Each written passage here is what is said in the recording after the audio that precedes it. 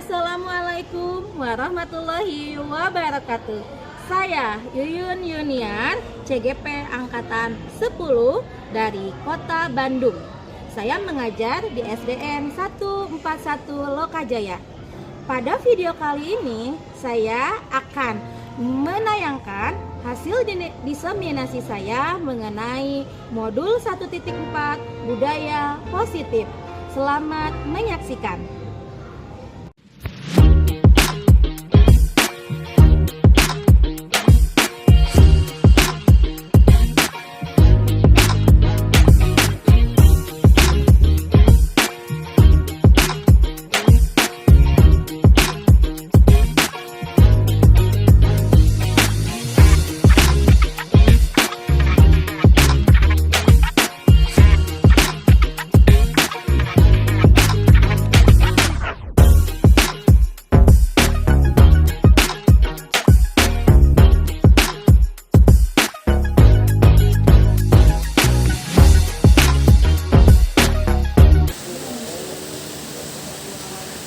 Bismillahirrahmanirrahim. Assalamualaikum warahmatullahi wabarakatuh.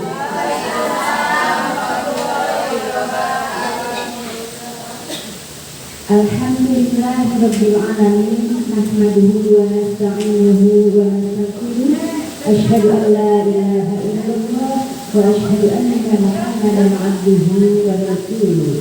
Amma ba'du. Puji dan syukur kita panjatkan kehadirat Allah yang Maha Gofur.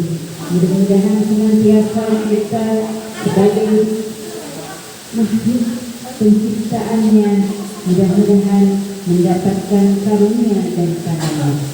Salam dan sholawat mudah-mudahan tercurah limpahkan kepada junjungan kita Nabi besar Muhammad Sallallahu Alaihi Wasallam.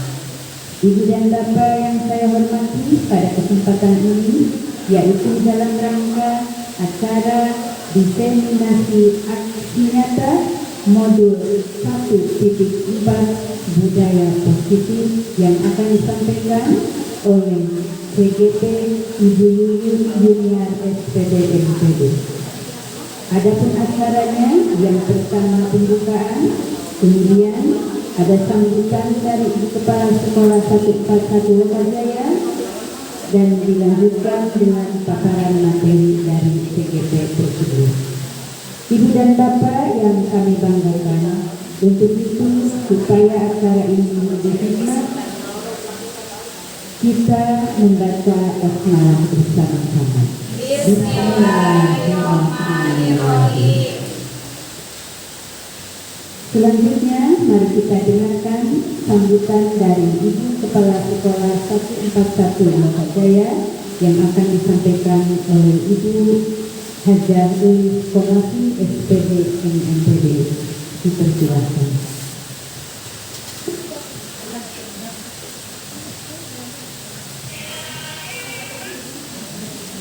Assalamualaikum warahmatullahi wabarakatuh. Alhamdulillah, alhamdulillah kita amin. Takbiru, alhamdulillah min anfusina wa sayyi'ati a'malina, alhamdulillah alhamdulillah wa may yudlil fala hadiya lahu. Allahumma shalli ala sayyidina Muhammad wa ala ali sayyidina Muhammad. Rabbi shrah li sadri wa yassir li amri wahlul 'uqdatam min lisani yafqahu qawli.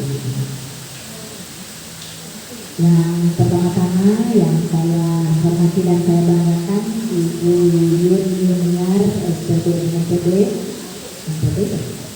NPD selaku calon guru penggerak angkatan 10, dan kebetulan di sekolah kita ada 2 orang dengan Ibu Sinta Fitria Sarif SPD juga sama-sama angkatan 10, dan Ibu Bapak Guru tenaga kependidikan Lokajaya yang saya banggakan. Alhamdulillah, puji dan syukur di hari ini kita dapat berkumpul bersama-sama memenuhi undangan rekan-rekan kita, para CGP yang sudah mulai menjalankan tugasnya. Ini mungkin salah satu tugas di bulan ketiga ya Bu. Bulan ketiga mereka akan mendiseminasikan modul 1.4, yaitu berkaitan tentang budaya positif di sekolah kita, yaitu di sekolah SD 1 Pasar Kajaya.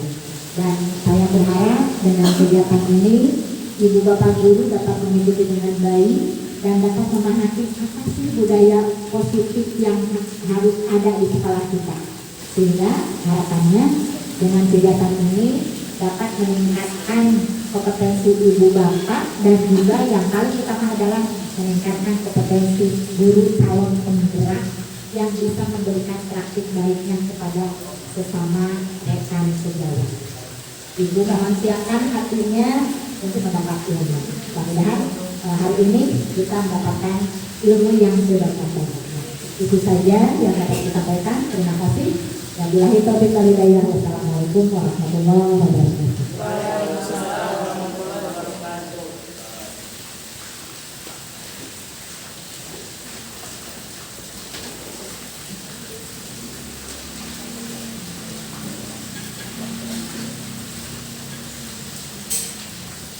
Ibu dan Bapak yang saya hormati, demikian yang dapat dengarkan kita bersama sambutan dari Ibu Kepala Sekolah tadi. Semoga pada hari ini kita bisa mendengarkan bersama-sama paparan materi yang akan disampaikan oleh calon guru penggerak di sekolah kita. Dan acara selanjutnya yaitu yang akan disampaikan oleh calon guru penggerak Ibu Yuyun Yuniar. Kepadanya dipersilakan. Ya, terima kasih kepada Ibu MC. Bismillahirrahmanirrahim. Assalamualaikum warahmatullahi wabarakatuh. Waalaikumsalam warahmatullahi wabarakatuh. Yang saya hormati Ibu Kepala Sekolah SD 141 Lokajaya, yang saya hormati dan juga banggakan Ibu dan Bapak Guru SDN 141 Lokajaya. Allahumma sholli ala sayyidina Muhammad wa ala ali sayyidina Muhammad.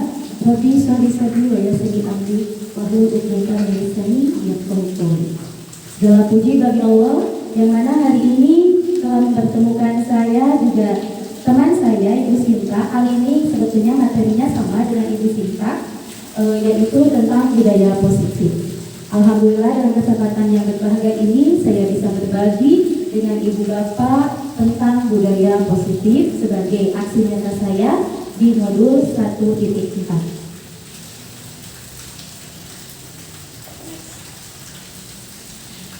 Saya selama jadi guru penggerak ini saya dibersamai oleh ibu fasilitator saya yaitu Ibu Zainab Tanjung dan juga ibu pengajar batik saya Ibu Komariah Aida, dan tentunya saya mendapatkan support yang penuh dari Ibu Kepala Sekolah SDN 141 Lokajaya dan juga dari teman-teman guru sekalian. Sebelumnya saya supaya tidak tegangnya Ibu Bapak ada ice breaking dulu. Tadi kan kita sudah melaksanakan P5, tentunya agak sedikit gimana ya, lelah gitu ya. Yuk kita ice breaking dulu. Saya mohon Ibu dan Bapak saling berhadapan. Saling berhadapan. Silakan Ibu dan Bapak berdiri dulu. Kita ice breaking ya. Kita Ibu dan Bapak tahu lagu Ningnang Ningnung ya? Ibu Bapak tahu Ningnang Ningnung? Ningnang Ningnung, nanti kayak gitu tahu kan? Tahu ya. Nah, sudah kan? Bu Ica sini sama saya terus. Bu Ica sini Bu Ica. Nah, Ibu punten, Ibu sama Ibu Nur berdekatan. Ya, berdekatan. Karena nanti akan saling menangkap, Bu. Ya. Nah, Ibu punya jari telunjuk. Nah, diacungkan jari telunjuknya. Nah, begini Bu, begini. Nanti begini Bu, kita sambil bergoyang. Kan tadi kita lelah ya, kita harus kan nangis ya sambil bergoyang ya. Ketika saya bilang tangkap, harus menangkap ya, tapi jangan hidungnya yang ditangkap ya. Nangis tuh hak gitu jangan, tapi tangannya ya gini, nangis dan tangkap, nah ya gitu ya, oke. Jadi salah pasangan Pak Arsumi, oke. Dimulai ya, konsentrasi sambil joget Bu, biar ada geraknya. 1,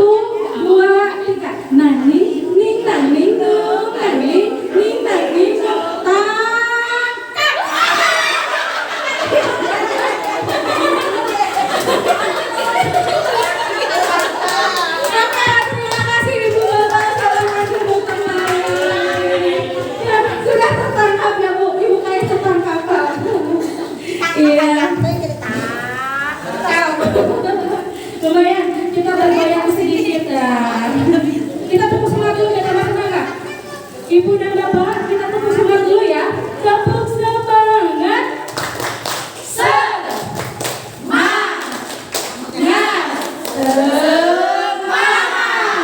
Terima kasih. Sepertinya sudah cerah ya. Apalagi dengan kostum kita yang merah merona membara. Next. Nah, sebelum kita ke pemaparan materi, di sini ada kesepakatan dulu supaya kita itu teratur ya Ibu Bapak. Di sini saya sudah menghargai siapapun yang pertama. Yang keduanya adalah menjadi pendengar yang baik.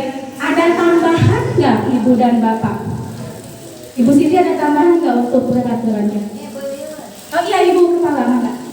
Memberikan masukan to the point. Nah, memberikan masukan to the point, tidak berterus ya Ibu, dicatat ya oleh Ibu Tia, dicatat. Terima kasih. Ada lagi? Ada lagi? Nah, memberikan masukan secara to the point. Siap, Ibu Siti ada? Saling menghargai sudah ada. Apa? Memberikan sudah ada Bu? Sudah ya, sudah. Jadi ada tambahan dari Ibu Kepala Sekolah bahwa selama kita berdiskusi tentang diskriminasi ini adalah memberikan pendapat secara to the point. Oke, terima kasih. Selanjutnya, next ke slide selanjutnya.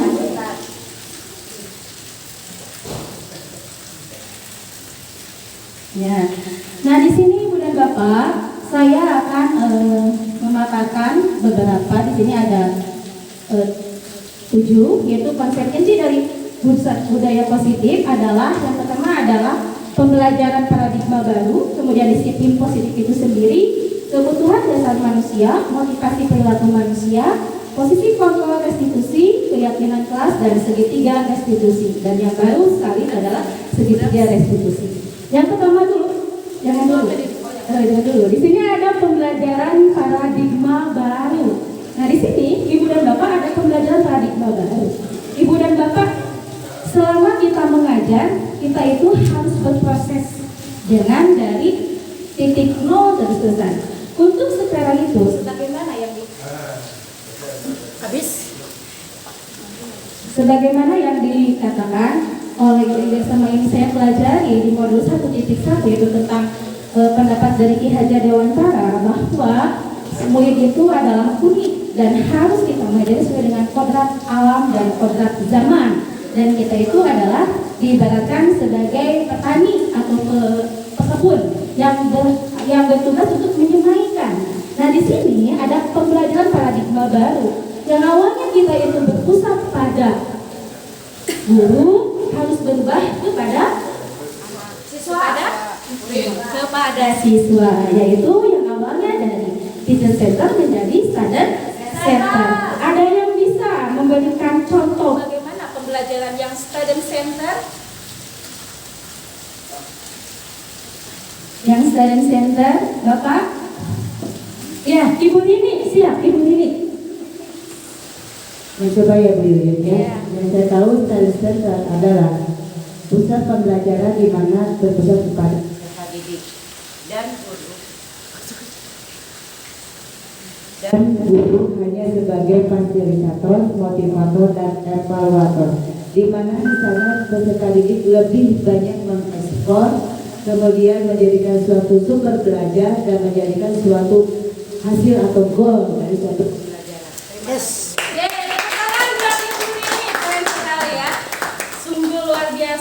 Pemikiran tentang Ibu ini. Ada yang lain lagi yang sekarang yang ada sisi gitu ya, belakangnya apa? Pembelajaran yang iya Ibu Kepala hebat, pembelajaran yang berdiferensiasi. Pembelajaran yang berdiferensiasi dan juga terdiferensiasi. Pembelajaran yang berdiferensiasi itu adalah merupakan salah satu contoh pembelajaran yang berpusat pada murid dan juga merupakan paradigma baru. Next. Nah, di sini pembelajaran dengan paradigma baru itu adalah pembelajaran yang dirancang berdasarkan prinsip berdiferensiasi sehingga memberikan ruang untuk murid agar dapat belajar sesuai dengan kebutuhannya. Sesuai dengan ini adalah bahwa murid itu unik, murid itu berbeda, murid itu memiliki karakter yang berbeda. Tidak mungkin ada satu kembar pun memiliki sifat dan kemauan yang sama. Nah, tujuan dari akhirnya di pembelajaran yang berdiferensiasi itu adalah terciptanya murid masa depan yang memiliki profil pelajar Pancasila. Next, ya. Nah, di sini tetapi ada miskonsepsinya, Ibu dan Bapak. Ada miskonsepsi tentang teori kontrol. Yang pertama adalah ilusi, bukan ilusi, mohon maaf penulisannya ya. Ilusi guru mengontrol murid. Di sini ada ilusi bahwa guru itu adalah power. Guru itu adalah yang menentukan arah dan gerak dari murid kita itu. Dan muridnya nanti merasa ketakutan kalau tidak menurutinya. Jadi apapun yang misalkan Ibu Tia itu memiliki murid, nah, dia itu pokoknya harus bisa menghafal rumus segitiga dalam 2 hari. Itu didoktrin. Nah, sebetulnya itu tidak boleh. Kemudian selanjutnya, ilusi bahwa orang dewasa memiliki hak untuk memaksa. Jadi guru itu ada ilusi bahwa yang harus omongannya harus A, harus dituruh A, tapi tidak. Itu hanya ilusi sementara saja. Selanjutnya adalah ilusi bahwa kritik dan membuat merasa bersalah dapat menguatkan karakter. Kadang-kadang kita nih, kalau ada anak yang bersalah, Ibu dan Bapak, bukan hanya kita ya, mungkin saya sendiri juga pernah mengalaminya, yaitu kamu lebih suka begitu ya, tega sama ibu teh nanti dipanggil sama ibu kepala sekolah. Itu anak merasa bersalah tidak kalau begitu? Merasa kan, tertekan nantinya, dan itu adalah ilusi juga. Kemudian ilusi bahwa semua menguatkan positif, efektif, dan bermanfaat. Ini adalah ada efeknya buat kamu, untuk masa depan kamu, lama kamu untuk itu, kamu bakal tidak jadi apa-apa. Nah, ada doktrin seperti itu. Ingat Bapak dan Ibu, anak itu nantinya tertanam, terekam dalam memorinya. Nah, di situ ada gambar, ada orang yang kurus gitu ya. Itu adalah seperti boneka, dan kita itu orang dewasa yang seolah menggerakkannya seperti boneka itu. Anak itu nantinya kan seperti boneka. Kadang-kadang Ibu Bapak ketahui, mungkin ada ya di antara kita yang suka anak itu yang main bola di luar, sementara ada anak yang pintar dari kelas 1 sampai kelas 6 itu ranking 1 terus. Tetapi dia itu tidak pernah main bola, tidak pernah lari-lari. Nah, ketika anak itu lulus, jangan sampai tergelitik di dalam hati anak itu. Bagaimana tergelitiknya? Saya tidak tahu menjadi apa-apa, sedangkan teman saya sudah bisa menentukan masa depannya sebagai pemain bola. Sedangkan saya masih di sini dan saya belum tahu, saya entah mau jadi pelukis, ataukah ingin menjadi pemain bola, ataukah nanti saya menjadi aparatur negara. Nah, ini masih tercengang. Nah, jangan sampai nanti anak kita di masa depannya itu masih bingung, karena itu adalah sebagai robot dan juga ilusi-ilusi. Next. Nah, di sini ada perubahan paradigma, stimulus respon menuju ke teori kontrol. Di stimulus respon, kita mencoba mengubah orang agar berpandangan sama dengan kita. Kita selalu ke anak itu, kalau rumus dari luas segitiga itu adalah setengah alas kali tinggi, caranya itu seperti ini dan harus sama plek tapi plek. Padahal kita itu tahu anak itu mungkin bisa mencarinya dengan cara yang lain, dan kita harus patut menghargainya. Stimulus kontrol, kita berusaha memahami pandangan orang lain tentang dunia. Kemudian perilaku buruk dilihat sebagai suatu kesalahan. Ketika ada anak atau peserta didik kita yang mohon maaf melakukan kesalahan dalam tanda kutip, misalkan tiba-tiba mengambil handphonenya temannya, atau tiba-tiba mengambil makanannya, kita langsung menjas anak itu adalah anak yang apa Bu? Yang nakal. Padahal itu nakal tidak sebetulnya.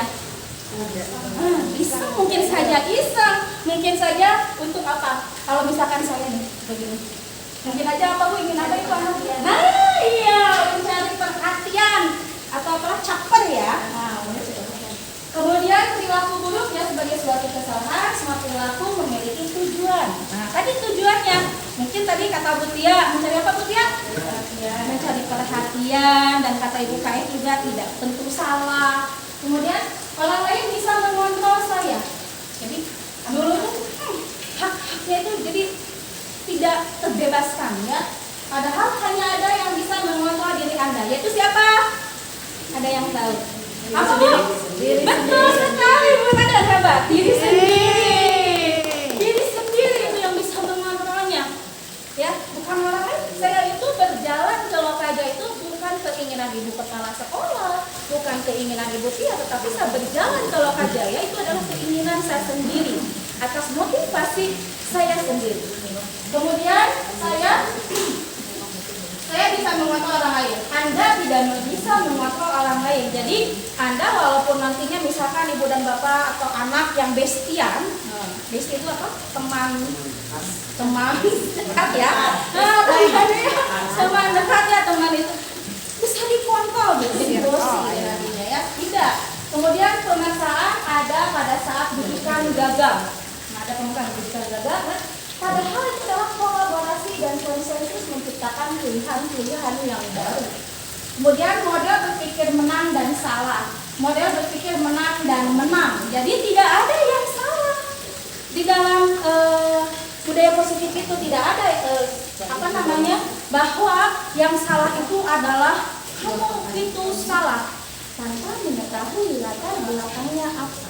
Makanya nanti kita akan kupas dengan restitusi ya. Next. Nah, di sini ada disiplin positif. Sebelum melanjutkan, Ibu dan Bapak siapa yang ingin berargumen tentang disiplin positif? Apa itu disiplin positif? Disiplin ayo Bu Elda. Disiplin positif adalah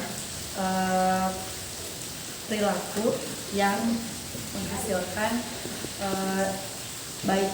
Nah, menghasilkan yang diinginkan ya, yang diinginkan disiplin sesuai aturan. Boleh tepuk tangan untuk Ibu Elda. Terima kasih. Ya, disiplin positif. Ada yang lainnya? Dari Ibu Siti, disiplin positif.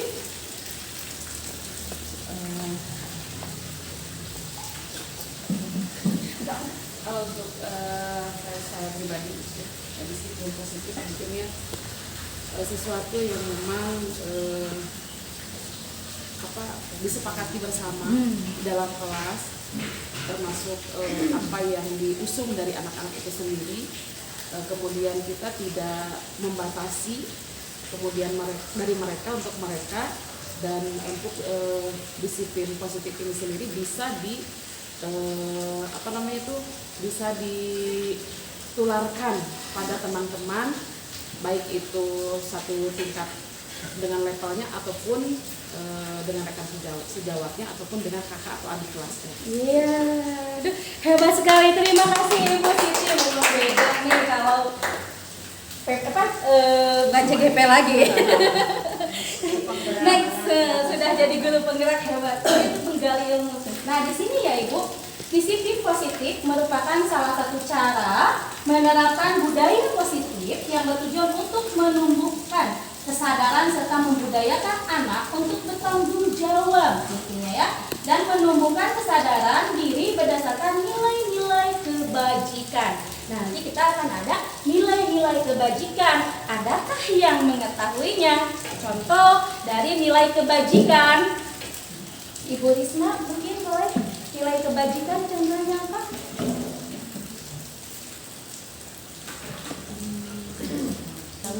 Iya, tanggung jawab. Apalagi? Jujur. Apalagi? Saling menghargai. Apalagi? Nilai-nilai kebajikan. Apalagi? Gotong royong, mami keren sekali. Iya. Iya, betul sekali Ibu. Nah, di sini disiplin positif lebih ke arah disiplin diri yang dapat mengontrol diri dalam melakukan segala tindakan. Disiplin diri dapat membuat murid memahami dan menyadari berdasarkan motivasi internal. Nah, tadi ya, motivasi dari diri sendiri itu. Kemudian penerapan disiplin positif ini mengajarkan murid untuk memahami konsekuensi perilaku dan yang mereka lakukan sehingga murid dapat menghormati diri sendiri dan bertanggung jawab. Seperti tadi ada kata busit itu adalah kesepakatan bersama ya. Tadi ada nilai-nilai baik yang sudah dikatakan oleh Ibu Risna, oleh Ibu Yeti, oleh Ibu Iis dan juga Ibu Kepala Sekolah. Next. Nah, di sini nilai-nilai kebajikan itu saya mengambil nilai kebajikan dari 3, yaitu yang pertama dari profil pelajar Pancasila, dan kemudian ada dari primary, kemudian dari keterampilan hidup atau life skill. Nah, dari profil Pancasila, nah ini sudah tahu ya, Ibu dan Bapak, apalagi tadi sudah melaksanakan P5 ya. Ini tolong ada yang mau membantu membacakan? Iya, Ibu Elda lagi, silahkan Ibu Elda. Yang profil pelajar Pancasila. Profil pelajar Pancasila adalah salah satunya beriman dan bertakwa pada Tuhan Yang Maha Esa dan berakhlak mulia, berkebinekaan global, gotong royong, mandiri, kreatif, dan bernalar kritis. Nah, untuk yang nilai-nilai kebajikan dari PYP, coba siapa Ibu ini ya, tolong dibacakan ya.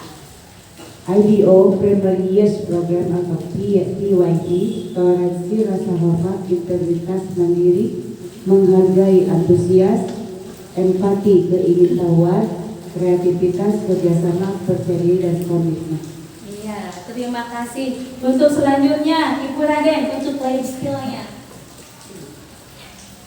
Keterampilan hidup atau life skill dapat dipercaya, lurus hati, terdengar yang aktif, tidak merendahkan orang lain, memberikan yang terbaik dari dirinya. Iya, terima kasih Ibu, Bapak hebat. Nah, di sini ada nilai-nilai kebajikan yang saya ambil, tetapi untuk di kita itu di sekolah kita itu kira-kira yang mana nilai kebajikan dari ini yang harus kita ambil atau perlu kita ambil? Apakah yang profil pelajar Pancasila, ataukah dari primary years program, atau keterampilan hidup atau life skill? Yang mana yang diambil? Yang sesuai tentunya dengan karakteristik SDN 141 Lokajaya. Profil Profil pelajar Pancasila. Kenapa? Ada yang tahu alasannya? Visi-misi kita kan sudah. Sesuai dengan Mami ya. Sesuai apa Mami? Visi-misi kita kan itu bertakwa, beriman. Iya, visi-misi. Ya dinilai gitu dari pada profil kita itu beriman dan bertakwa dan juga penilaian-penilaian. Iya, betul sekali. Terima kasih Mama. Mami. Include dengan penilaian, betul sekali. Next ya.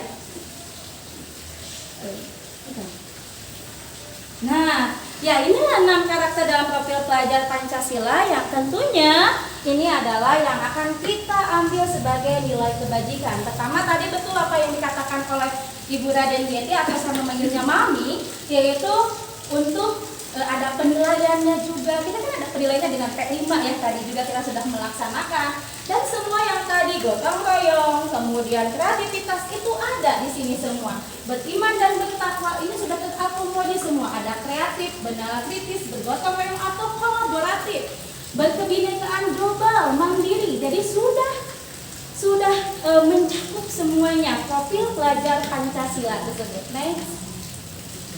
Nah, motivasi perilaku manusia. Kita sebagai manusia tentunya memiliki motivasi untuk maju, untuk melakukan sesuatu. Coba ini belum ya, ke sini. Ibu Cita, motivasi apa sih motivasi? Motivasi itu keinginan dari dalam diri kita. Nah, dari dalam diri kita ya. Supaya ada keinginan untuk bergerak dan melakukan sesuatu. Motivasi itu keinginan untuk bergerak ya. Itu dari diri kita. Bolehkah motivasi ada dari luar? Bisa. Bisa. Next. Kita lihat ya. Nah, di sini lanjut aja. Ya.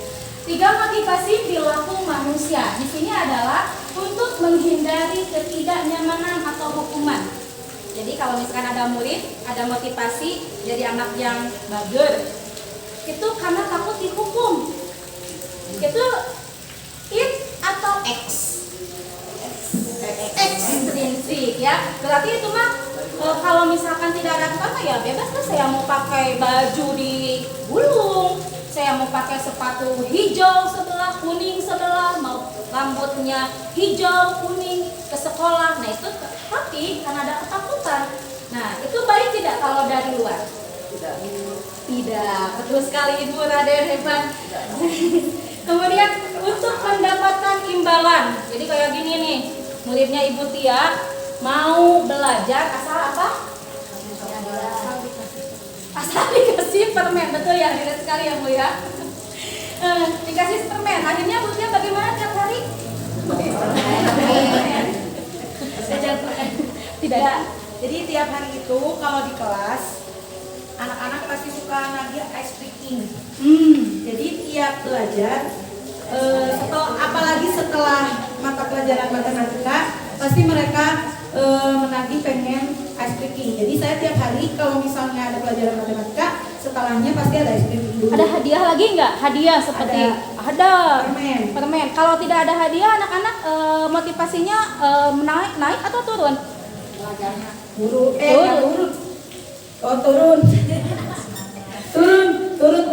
Turun di sini. Jadi tidak termotivasi untuk bermain dengan ceria karena tidak ada imbalan. Itu ya. Ternyata imbalan itu adalah hadiah yang menghukum anak. Ya, Ibu Bapak, hadiah yang menghukum secara tidak langsung. Selanjutnya adalah untuk menjadi orang yang mereka inginkan dan menghargai diri sendiri dengan nilai-nilai yang mereka percaya. Jadi ini adalah mereka percaya saya melakukan ini adalah yakin benarnya, yakin benarnya. Dan ternyata inilah yang kita inginkan itu ya dari diri sendiri. Next. Nah di sini kita ke keyakinan sekolah. Nah saya mau tanya nih, saya tanya dulu nih ke kenapa keyakinan bukan peraturan?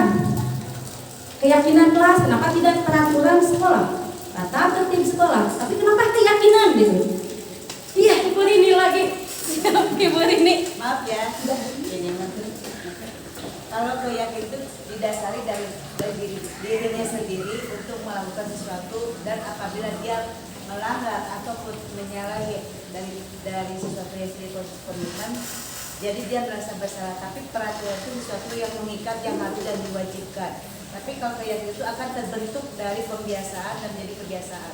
Yes, keren sekali Ibu Rini, hebat ya. Kalau tata tertib itu sifatnya mengikat. Kalau kita terikat, kalau dalam bahasa Sunda itu kacang-cang, mau ngejates sesahnya. Nah, betul. Kita yuk. Next. Nah, kenapa keyakinan sekolah bukan tata tertib sekolah? Nah, di sini guru berperan dalam mewujudkan terbentuknya keyakinan sekolah atau kelas dengan adanya kesepakatan antara guru dan murid. Nah, di sini ada kesepakatan bersama, ada kata sepakat. Nah, next. Kemudian ada keyakinan sekolah atau kelas berupa pernyataan-pernyataan universal yang mudah diingat dan dipahami dan harus diterapkan di sekolah. Karena ini sifatnya keyakinan kelas, hasil dari guru dan murid, dan tentunya pastinya akan menjadi di dalam kelas itu menjadi nyaman karena sudah ada yang harus disepakati. Kalau misalnya seperti ini, kalau membuang sampah sembarangan boleh tidak? Nah, kita hanya memberikan pemantik-pemantik saja. Nah, nanti anak yang tidak boleh membuang sampah misalkan datang tepat waktu untuk kedisiplinannya. Ketika anak melakukan kesalahan, kita bisa menanyakan kepada keyakinan kelas. Keyakinan kelas mana yang telah Ananda langgar? Jadi bukan kamu itu ya sudah melanggar. Itu mah sudah. Anak tuh jangankan dia ditunjuk-tunjuk, wah sudah done. Next. Nah, ini adalah keyakinan kelas yang saya laksanakan bersama murid-murid saya. Nah, ini dokumentasinya, saya sudah melaksanakan keyakinan kelas, dan ini adalah saya membuat poster keyakinan kelas. Kemudian Nah, di sini saya tempel dan saya harapkan yuk mari ibu-ibu juga membuat keyakinan kelas ya. Kita sama-sama agar supaya ada bukan undang-undang ya namanya, ada kesepakatan bersama supaya anak itu tadi kata Bu Rini tidak terikat, tetapi ada tanggung jawabnya sendiri. Next. Iya, betul. Nah, betul sekali Ibu Siti. Kelasnya masih ada tata tertib. Jadi mohon untuk diubah. Iya, betul Karena sekali. sekarang hari ini kita sudah mempelajari tentang itu. Jadi kalau di kelasnya masih ada tata tertib kelas 3A, tata tertib kelas 4B, misalkan. Sekarang tidak seperti itu. Betul sekali Ibu Siti, Jadi itu tetapi dilakukan di awal tahun ajaran, langsung dilakukan Iya. seperti itu. Gitu. betul sekali Ibu Siti, tepuk tangan buat Ibu Siti. Nah, jadi Ibu dan Bapak, keyakinan kelas itu bisa dibuat di awal semester supaya nanti ke depannya ketika ada melakukan kesalahan kita akan dikembalikan ke keyakinan kelas itu dan bukan tata tertib kelas lagi. Karena kita ubah mindset kita, ubah paradigma kita seperti tadi yang telah saya paparkan di awal. Nah, di sini ada kebutuhan manusia, kebutuhan dasar dari manusia. Cik, kebutuhan dasar manusia apa nih? Neng butuh apa? Ibu Herni butuh apa? Butuh makan, betul. Butuh apa lagi? Butuh tidur. Tempat tinggal. Tempat tinggal. Istirahat. Ya, pakaian. Pakaian. Iya, betul. Butuh apa lagi? Butuh kasih sayang atau Bu Siti. Betul sekali. Butuh apa Bu Siti? Ya, butuh kasih sayang. Butuh kasih sayang. Butuh apa lagi? Butuh uang. Butuh uang. Butuh nggak kita?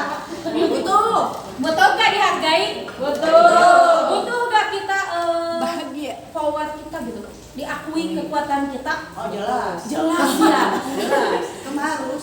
Harus ya power kita ya, kekuatan kita ya. Kadang-kadang kan anak ini ada set. Ini cerita tahun 2023 ya. 2223 ya tahun kemarin. Ada anak yang ingin diakui powernya, namanya Mr. Z. Mr. Z. Dia itu selalu setiap hari mencari-cari bagaimana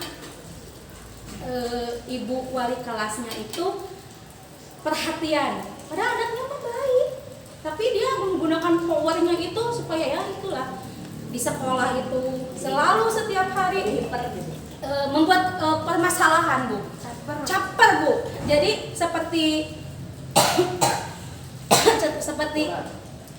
berkelahi, kemudian iya, tetapi sekolahnya masuk tiap hari. Hanya itu adalah caper. Ya, selanjutnya nanti ada yang lainnya next. Ini ada pernyataan. Ketika seorang murid melakukan suatu kesalahan yang bertentangan dengan nilai-nilai kebajikan atau melanggar peraturan, hal itu sebenarnya dikarenakan mereka gagal memenuhi kebutuhan dasar mereka.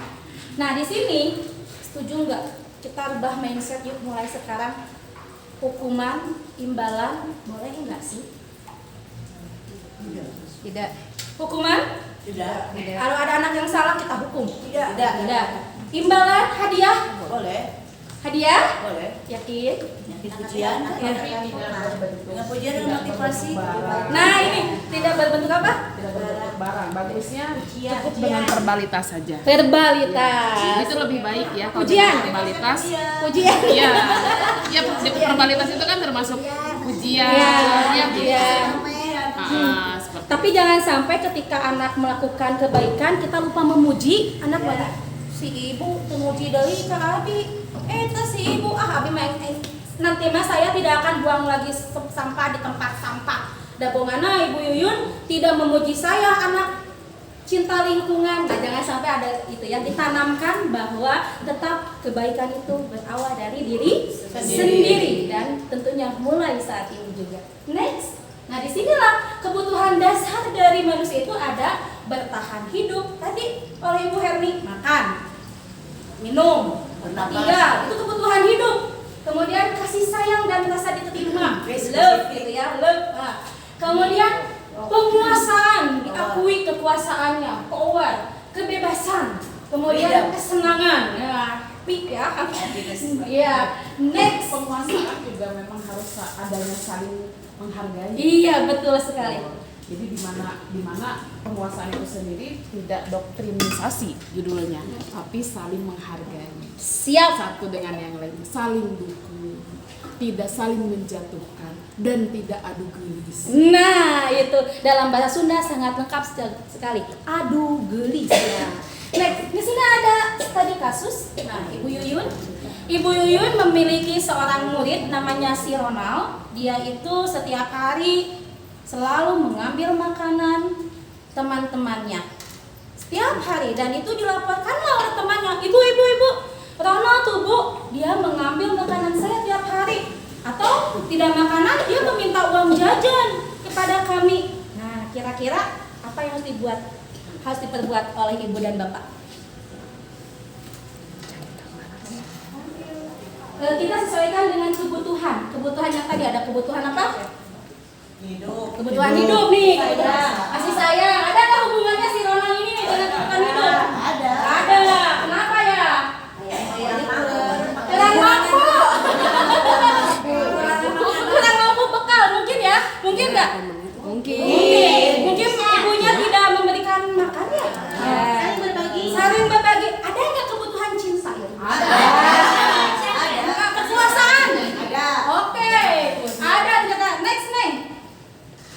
Next nih. Nah di sini ternyata alasannya betul. Mungkin saja orang tuanya Ronald itu tidak mengeluarkan bekal, maka dia adalah kebutuhan bertahan hidup. Maka dia mengambil karena dia itu lapar karena mamahnya atau ibunya tidak memberikan bekal. Next. Alasan yang kedua, mungkin saja dia merasa senang jika temannya perhatikan. Misal gini ya, diambil makanannya, udah gitu ya. Nah itu cari perhatian, langsung dilelewe gitu. Ada lagi? Alasan ketiga, takut dengan dia dan melebihi keinginannya. Nah ini pasti nih ini kalau saya ambil makanannya, suatu pasti, hei mau apa kamu? Nah seperti itu. Next. Nah ada alasan keempatnya adalah merasa bosan, jenuh, saya ingin bebas gitu ya. Atau mungkin itu ada berkaitan dengan pembelajaran juga bisa ya, karena bosan dia. Next. Alasan yang adalah iseng saja dan ia menikmati ekspresi wajah teman-temannya yang kesal. Dia merasa happy, bahagia sekali ya, senang. Next. Iya, di sini ada posisi kontrol. Posisi kontrol kita itu yang saya pelajari di modul 1.4. Next. Ada guru sebagai penghukum. Nih, ini juga sebelum saya mempelajari modul 1.4, saya itu memang bergerak sebagai guru penghukum. Dan mungkin ini sesuai dengan yang kita alami semua ya. Kalau ada anak yang nakal, langsung ngambil omongan itu menghukum dengan verbal. Iya dulu. Kemudian guru sebagai pembuat rasa bersalah. Kita suka, kamu mah da ka ibu teh menisok tega, kabina-bina teuing ya, ibu teh kurang kumaha sih ibu teh ngajar kamu, ibu teh capek ngajar kamu. Nah itu merasa bersalah anak. Ngerti wae. Iya, cik aku mikir kamu teh.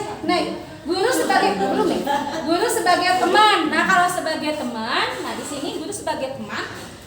Kemudian guru sebagai pemantau, kemudian guru sebagai manajer. Level tertinggi, posisi kontrol kita itu sebagai manajer. Tetapi kalau belum bisa sebagai manajer, yuk kita mulai aja dari sebagai pemantau dan sebagai teman. Boleh sih? Ya, mami ya silakan nih.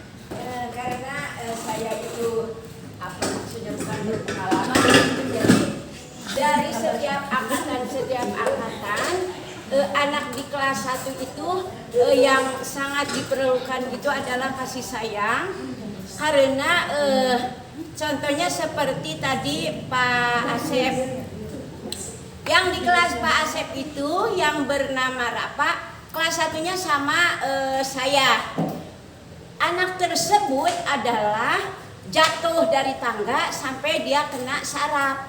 Anak itu bukan tidak mampu, yang tadi Pak Asep kemukakan ya, bukan tidak mampu, bukan tidak bisa, karena di kelas 1-nya adalah saya yang menangani. Nah setelah itu saya panggil kepada orang tuanya, mengapa maksudnya dengan beberapa menit saja dia itu lupa kembali, lupa. Nah dia karena terganggu dengan sarafnya. Tetapi ada, karena tadi dari Pak Asep itu ada 2 orang anak yang namanya Rafa. Kedua-duanya itu adalah yang saya pegang. Kalau Rafa yang satunya lagi, dia tidak punya masalah apapun. Cuma satu-satunya dia itu pindahan dari Arca Manik Endah. Nah dari Arca Manik Endah itu pindah ke Lokajaya. Dari Lokajaya tersebut dia belum bisa dengan memahami apa maksudnya, memahami huruf, angka juga pun dia belum bisa gitu. Setelah itu saya telaah, saya tekuni gimana. Satu-satunya hati guru dengan hati anak itu harus nyambung. Satu-satunya anaknya cepat bisa berhasil. Jadi gini, hati anak dengan hati guru itu nyambung. Kita dekati, kita peluk. Alhamdulillah anak Pak Asep itu selama 1 bulan dari dia belum bisa untuk huruf Bu Yeti, 1 bulan dia bisa membaca. Masya Allah. 1 bulan itu. 1 bulan. Karena Pak Asep bilang katanya alhamdulillah dengan berkat kami itu cuma 1 bulan. Satu-satunya hati kita sama hati anak itu nyambung, jadi dia nyaman, seneng gitu. Satu-satunya itulah makanya dari saya, karena saya mau berhenti, mau pensiun kepada guru-guru yang lain, terutama di kelas 1 aja, hati kita sama hati anak itu bersatu. Nyambung. Itulah satu-satunya. Harus berhasilan. Nah, harus nyantol dan klik supaya menciptakan suasana pembelajaran yang aman, nyaman, bahagia. Teman itu memposisikan guru sebagai teman. Klik, neng. Di sini ada 5 posisi kontrol. Di sini ada, misalkan ini saya contohkan saja ya, 1 aja sebagai penghukum, menghardik, menunjuk-nunjuk tadi. Kamu itu sudah salah. Kenapa kamu itu melakukan seperti itu? Tia, nah seperti itu ya, nadanya tinggi. Kemudian kalau pembuat bersalah, berceramah dan mengatakan seharusnya ibu kecewa ya, betul-betul kecewa ibu. Kenapa hari ini nilai kamu itu bisa 90, padahal biasanya kamu itu 100 plus, ibu kecewa. Nah gitu ya. Kemudian membuat alasan-alasan untuk muridnya sebagai teman. Kemudian menghitung dan mengukur, dan untuk manajer adalah mengajukan pertanyaan-pertanyaan. Mengapa Tia bisa nilainya jadi turun? Bolehkah ibu tahu alasannya? Nah itu seperti itu kalau manajer. Itu dicontohkan 1 saja. Next. Nah di sini contoh penerapannya ini tadi ya sudah ya. Patuhi aturan sekolah. Jangan sampai kamu melanggar dengan muka yang masam, dengan mimik yang tajam, dengan mata melotot. Kemudian kalau yang pembatas terbesar tadi, berapa kali ibu guru harus memberitahu kamu, ibu guru sudah terlalu sabar. Nah itu. Next. Di sini ada posisi kontrol, yaitu posisi kontrol restitusi. Di antara kelima posisi kontrol tersebut, sebaiknya seorang guru menggunakan posisi kontrol sebagai manajer. Next. Sebagai manajer, guru dapat berbuat sesuatu bersama murid, mempersilahkan murid bertanggung jawab dan mendukung murid agar dapat menemukan solusi. Nah, ini adalah salah satu yang saya lakukan terhadap Cila yang waktu itu terlambat sekolah. Saya menanyakan alasannya kenapa Cila waktu itu terlambat. Tidak langsung kamu mah menit telat wae. Nah, tidak begitu. Next. Nah, di sini selain itu posisi manajer mengacu pada restitusi yang dapat menjadikan murid sebagai manajer bagi dirinya sendiri sehingga dapat tercipta identitas positif pada diri murid. Jadi, ketika melakukan kesalahan, murid pun bisa memberikan solusinya. Jadi kita menanyakan, kalau Cila kemarin terlambat sekolah, apa yang harus Cila lakukan supaya tidak terlambat lagi? Jadi dia yang memberikan solusinya, bukan kita. Besok mah kamu ya harus jam 8 tidurnya, tidak. Nah, tapi Cila sendiri. Next. Dan kemarin saya menyelesaikan masalah Cila dengan segitiga restitusi. Segitiga restitusi merupakan suatu proses dialog yang dijalankan guru atau orang tua yang dapat menghasilkan murid yang mandiri dan bertanggung jawab. Next. Nah ini 3 langkah dari segitiga restitusi, yaitu menstabilkan identitas, validasi tindakan yang salah, menanyakan keyakinan kelas. Next.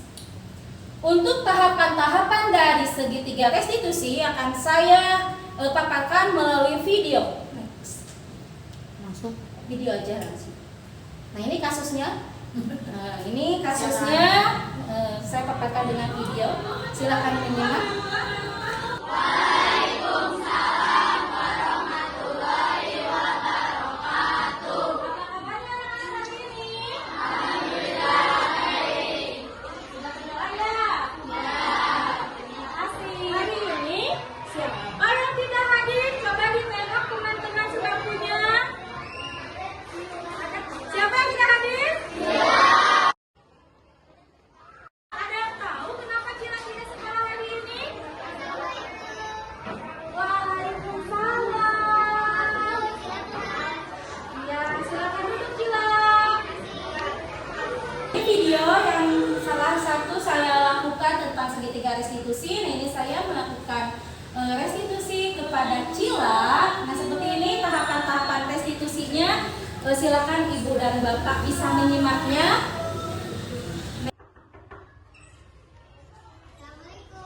Waalaikumsalam Cila. Silakan duduk Cila. Ini jangan tegang. Cila sudah makan? Sudah Bu. Sudah istirahat ya? Cila, Ibu mau bertanya, apakah Cila tahu kenapa Ibu Yuyun memanggil Cila ke sini? Cila tahu. Apa itu nak? Karena tadi pagi Cila datang terlambat ke sekolah. Datang terlambat ke sekolah. Tadi Cila datang ke sekolah jam berapa? Jam 7.30. Apakah Cila tahu di sekolah Lokajaya kalau pagi-pagi itu masuknya jam berapa? Jam 7. Jam 7. Kalau Cila datang jam 7.30, artinya Cila itu datang tepat waktu atau tidak, nak? Tidak. Jadi artinya Cila apa? Jadi Cila terlambat. Cila terlambat. Cila jangan khawatir. Ibu guru juga pernah melakukan kesalahan. Baik itu dalam mengajar, Ibu pernah terlambat. Juga dalam menghadiri acara, Ibu juga pernah terlambat. Di sini, Ibu tidak mencari tahu siapa yang salah, tapi kita mencari solusi bersama-sama. Nah, sekarang coba ceritakan, kenapa Cila bisa terlambat? Karena semalam Cila bergadang. Bergadang. Kenapa Cila bergadang? Belajar ya? Tidak, tapi Cila membantu kakak untuk membuat video PT. Membuat PT apa, nak? PT tentang pelajaran untuk di sekolah. Membantu kakak untuk pelajaran di sekolah itu ada tugas yang mulia. Tetapi datang tepat waktu ke sekolah itu juga hal yang terpuji untuk Cila. Nah, apakah Cila tahu keyakinan kelas mana yang telah Cila langgar? Cila tidak disiplin dan terlambat masuk ke sekolah. Cila tidak disiplin ya. Artinya Cila sekarang mau memperbaikinya ke depannya. Mau. Coba untuk kedepannya agar Cila tidak terlambat lagi dan tidak kesiangan, apa yang akan Cila lakukan? Cila tidak bergadang dan tidak bangun kesiangan. Tidak bangun kesiangan. Tidak begadang, terus apa lagi? Tidak bangun kesiangan dan tidur tepat waktu. Tidur tepat waktu. Semalam tidurnya jam berapa? Jam 9:30. Jam 9:30 berarti nanti tidurnya bagaimana? Tidur tepat waktu jam 8. Jam 8. Nah, karena Cila sudah mau memperbaikinya, Ibu Yuyun mau bertanya, kapan mulai Cila ingin menerapkan perbuatan baik itu? Mulai sekarang. Mulai sekarang. Bagus Cila, sudah mau berubah. Semoga kedepannya Cila menjadi anak yang sukses dan tetap disiplin. Oke? Oke Bu, terima kasih. Iya, silakan Cila kembali ke kelas. Aku pamit dulu ya. Iya, hati-hati ya nak. Assalamualaikum. Nah ini ada tanggapan murid dari Cila. Nah ini. Assalamualaikum warahmatullahi wabarakatuh. Perkenalkan, nama saya Naysila Zahira Alfara. Bisa dipanggil Cila dari kelas 6A. Perasaan saya setelah melakukan praktek segitiga restitusi adalah sangat senang karena saya dapat menemukan solusi dari masalah saya yang datang terlambat ke sekolah. Terima kasih Bu Yuyu. Nah, itulah yang dapat saya sampaikan dalam diseminasi ini. Semoga bermanfaat dan semoga bisa menjadi inspirasi buat Ibu dan Bapak untuk melakukan keyakinan kelas dan juga melaksanakan segitiga restitusi. Akhirul kalam, wassalamualaikum warahmatullahi wabarakatuh.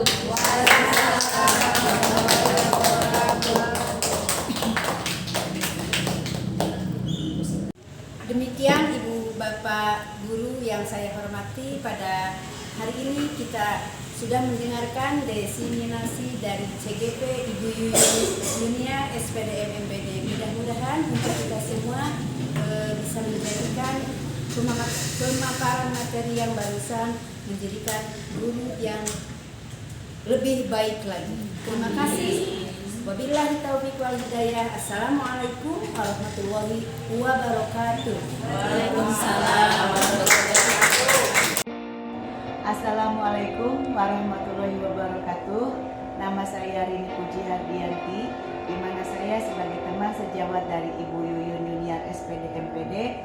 Beliau sedang CGP Angkatan 10 dan kemarin tanggal 6 Juni 2024 beliau sudah melaksanakan destinasi tentang disiplin positif, di mana saya termotivasi, membuka wawasan saya, tergugah inisiatif saya untuk menjalankan, melaksanakan, serta untuk mengimplementasikan tentang segitiga restitusi kesepakatan dan keyakinan kelas. Terima kasih Bu Yuyun atas semua pemaparannya yang disampaikan. Terima kasih. Assalamualaikum.